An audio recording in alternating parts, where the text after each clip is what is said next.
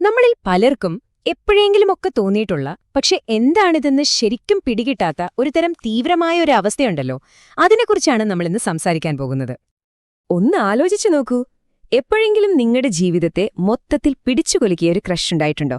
രാവിലെ എഴുന്നേൽക്കുമ്പോഴും രാത്രി ഉറങ്ങാൻ കിടക്കുമ്പോഴും ഒരേ ഒരാളുടെ മുഖം, ഒരേ ചിന്ത, അങ്ങനെ ഒരു അവസ്ഥ. അപ്പോ ഈ ഒരു ഭ്രാന്തമായ അവസ്ഥയ്ക്ക് ഒരു പേരുണ്ട് കേട്ടോ, അതാണ് ലിമറൻസ്. ഇത് നമ്മൾ സാധാരണ പറയുന്ന ഇഷ്ടം, ക്രഷ് എന്നൊക്കെ പറയുന്നതിനേക്കാൾ എത്രയോ മുകളിലാണ്. ശരിക്കും പറഞ്ഞാൽ മനസ്സിന്റെ കടിഞ്ഞാൺ നഷ്ടപ്പെടുന്ന ഒരുതരം അവസ്ഥ. ഡൊറോത്തി ടെനോവ് എന്ന സൈക്കോളജിസ്റ്റാണ് 1970കളിൽ ഈ ഒരു വാക്ക് ആദ്യമായിട്ട് ഉപയോഗിക്കുന്നത്. അപ്പോ ഈ ലിമറൻസ് എന്ന് പറയുമ്പോൾ നമ്മുടെ ഉള്ളിൽ ശരിക്കും എന്താണ് സംഭവിക്കുന്നത്? അതനുഭവിക്കുന്ന ഒരാൾക്ക് എങ്ങനെയുണ്ടാവും? നമുക്കതിന്റെ ഉള്ളിലേക്കൊന്നിറങ്ങിച്ചെല്ലാം. ഇതിന്റെ പ്രധാന ലക്ഷണങ്ങൾ എന്തൊക്കെയാണെന്ന് നോക്കാം. ഒന്നാമതായി, നമ്മൾ ലിമറന്റ് ഓബ്ജക്റ്റ് എന്ന് വിളിക്കുന്ന ആ വ്യക്തിയെക്കുറിച്ച് നിർത്താതെയുള്ള ചിന്തകളായിരിക്കും. പിന്നെ അവർക്ക് നമ്മളോട് തിരിച്ചും അതേ ഇഷ്ടം തോന്നണമെന്ന് ഒരു ഭയങ്കരമായ ആഗ്രഹം.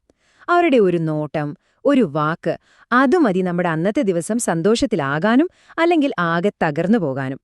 ഏറ്റവും വലിയ പ്രശ്നം എന്താണെന്ന് വെച്ചാൽ, അവർ നമ്മളെ ഇഷ്ടപ്പെട്ടില്ലെങ്കിലോ എന്ന ഭയങ്കരമായ പേടിയായിരിക്കും. ഇത് കേൾക്കുമ്പോൾ ചിലർക്കെങ്കിലും പരിചയം തോന്നുന്നുണ്ടാവും, അല്ലേ? ഡൊറോത്തി ടെനോവ് അവരുടെ പഠനങ്ങളില് സംസാരിച്ച ആളുകൾ പറഞ്ഞൊരു കാര്യമാണിത്. ഈ അനിശ്ചിതത്വം കൂടുമ്പോൾ നെഞ്ചിന്റെ നടുക്കൊരു തരം വേദന, ഒരു ഭാരം. അപ്പൊ ഇത് വെറും മനസ്സിലൊതുങ്ങുന്ന ഒന്നല്ല, നമ്മുടെ ശരീരത്തിനും അത് ഫീൽ ചെയ്യും. അടുത്തതായി ഈ ഒരു സംഖ്യ നോക്കൂ, 65%. എന്തായിരിക്കും ഇത്? തീവ്രമായ പ്രണയത്തിന്റെ തുടക്കത്തിൽ നമ്മൾ ഉണർന്നിരിക്കുന്ന സമയത്തിന്റെ ഏകദേശം 65% ചിന്തിക്കുന്നത് ആ പ്രിയപ്പെട്ട വ്യക്തിയെക്കുറിച്ചായിരിക്കുമത്രേ. ഒന്നാലോചിച്ചു നോക്കിയേ, നമ്മുടെ മനസ്സിന്റെ ഭൂരിഭാഗം സമയവും മറ്റൊരാൾക്ക് വേണ്ടി മാറ്റിവെക്കുന്ന ഒരവസ്ഥ. അത്രയ്ക്ക് ശക്തമാണ് ഈ ചിന്തകൾ. അപ്പോ എങ്ങനെയാണ് നമ്മൾ ഈ വ്യക്തിയെ ഇങ്ങനെ ആരാധനയോടെ കാണുന്നത്? അതിന് വിശദീകരിക്കുന്ന ഒരു വാക്കാണ് ക്രിസ്റ്റലൈസേഷൻ. സ്റ്റെൻഡാൽ എന്നൊരു എഴുത്തുകാരനാണ് ഈ ആശയം കൊണ്ടുവന്നത്. സംഭവം ഇതാണ്: ഒരു ഉപ്പുകനിയില് ഒരു സാധാരണ മരക്കഷ്ണം ഇട്ട് വെച്ചാൽ കുറച്ചു കാലം കഴിഞ്ഞു നോക്കുമ്പോൾ അതിലെ ഉപ്പിന്റെ ക്രിസ്റ്റലുകൾ പറ്റിപ്പിടിച്ച് അത് വജ്രം പോലെ തിളങ്ങും. അതുപോലെയാണ് ലിമറൻസിൽ നമ്മൾ മറ്റേയാളെ കാണുന്നത്. അതായത് ആ വ്യക്തിക്ക് ചിലപ്പോൾ ഒരുപാട് കുറവുകളുണ്ടാകാം, ചിലപ്പോൾ ചൂതാട്ടമോ മദ്യപാനമോ ഉണ്ടാവാം, അല്ലെങ്കിൽ വേറെന്തെങ്കിലും പ്രശ്നങ്ങൾ. പക്ഷേ ലിമറൻസിലുള്ള ഒരാൾ അതൊന്നും കാണില്ല. പകരം അവരുടെ മുടിയുടെ ഭംഗി, അവരുടെ ചിരി, അവർ നമ്മളെ നോക്കിയ ഒരു നോട്ടം, ഇതൊക്കെയായിരിക്കും മനസ്സിൽ. ആ കുറവുകളൊക്കെ ഒന്നുമില്ലാതാവും, അല്ലെങ്കിൽ അതൊക്കെ ഒരു പ്രത്യേകതയായിട്ട് തോന്നും. ഇതാണ് ക്രിസ്റ്റലൈസേഷൻ. ശരി, അപ്പോ ഈ ലിമറൻസ് എന്ന തീവ്രമായ അവസ്ഥയ്ക്ക് തീ കൊടുക്കുന്നതെന്താണ്? ഇതിങ്ങനെ ആളിക്കത്താൻ 2 പ്രധാനപ്പെട്ട ചേരുവകൾ വേണം. നമുക്കതിനെ അനിശ്ചിതത്വത്തിന്റെ യന്ത്രമെന്ന് വിളിക്കാം. എന്തൊക്കെയാണ് ആ ചേരുവകളെന്ന് നോക്കാം. ഇതൊരു സിമ്പിൾ റെസിപ്പി പോലെയാണ്. ഒന്നാമത്തെ ഘട്ടം ഒരു പ്രതീക്ഷയുടെ തിരുനാളം, അതായത് ചിലപ്പോൾ അവർക്കെന്നെ ഇഷ്ടമായിരിക്കാമെന്നൊരു തോന്നൽ. രണ്ടാമത്തെ ഘട്ടം കുറച്ച് അനിശ്ചിതത്വം. അവർ തരുന്ന സിഗ്നലുകൾക്ക് ഒരു വ്യക്തതയുണ്ടാവില്ല. ചിലപ്പോൾ നമ്മളോട് ഭയങ്കരമായ അടുപ്പം കാണിക്കും, കുറച്ചു കഴിഞ്ഞാൽ ഒരു മൈൻഡും ഉണ്ടാവില്ല. ഈ പ്രതീക്ഷയും അനിശ്ചിതത്വവും കൂടി ചേരുമ്പോഴാണ് മൂന്നാമത്തെ ഘട്ടത്തിലേക്ക് കടക്കുന്നത്. നമ്മുടെ അഭിനിവേശം കൂടുന്നു, ആ ചിന്തകൾ കൂടുതൽ ശക്തമാകുന്നു. ഇതിനെ നമുക്ക് ഒരു സ്ലോട്ട് മെഷീനുമായിട്ട് ഉപമിക്കാം. നമ്മൾ കാശിട്ട് കളിച്ചുകൊണ്ടേയിരിക്കും, എപ്പോഴാണ് ജയിക്കാന്നറിയില്ല. പക്ഷെ ഇടയ്ക്കൊരു ചെറിയ സമ്മാനം കിട്ടുമ്പോൾ നമുക്ക് വീണ്ടും കളിക്കാൻ തോന്നും, അല്ലേ? അതുപോലെയാണിതും. ആ വ്യക്തിയുടെ ഭാഗത്തു നിന്നുള്ള ഒരു ചിരി, ഒരു മെസ്സേജ്, ആ ചെറിയ റിവാർഡ് മതി നമ്മളെ ഈ കളിയിൽ തന്നെ പിടിച്ചു നിർത്താൻ. അതുകൊണ്ടാണ് പലപ്പോഴും വീട്ടുകാരുടെ എതിർപ്പ് പോലുള്ള തടസ്സങ്ങൾ വരുമ്പോൾ പ്രണയം കൂടുതൽ ശക്തമാകുന്നത്. ഇതിനെ റോമിയോ ആൻഡ് ജൂലിയറ്റ് എഫക്റ്റ് എന്ന് തന്നെ പറയാറുണ്ട്.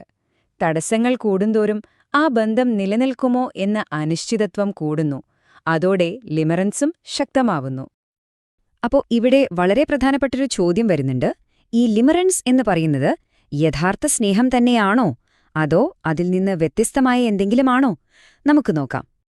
ഇവ രണ്ടും തമ്മിൽ വലിയ വ്യത്യാസമുണ്ട്. ലിമറൻസ് ഒരുതരം അഭിനിവേശമാണ്, അനിശ്ചിതത്വമാണ് അതിന്റെ ഇന്ധനം.